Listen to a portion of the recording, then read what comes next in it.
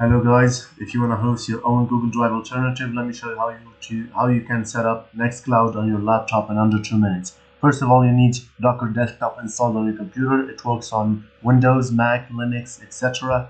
So after you do that, you need to make sure that you open Docker Desktop, then go to any text editor you want, create a docker-compose.yml file anywhere in your computer, then paste this code that you'll find in the description below.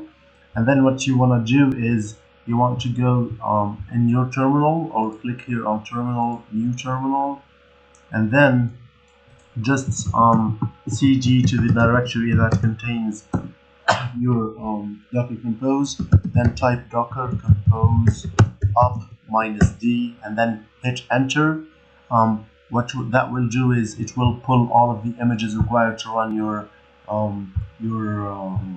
Nextcloud, and let's just wait for it to complete pulling the images. Now, as you can see, all of the volumes and containers are started. What we want to do is we want to head over to localhost port 8080, click enter. Now to create a new admin account, I'll name it Nextcloud and the password is going to be Nextcloud, and I'll click on install. So we'll just wait a bit for this to complete. And now guys, as you can see, it's officially installed, and now it's all good. We can start doing whatever we want and save photos, activity, files, etc.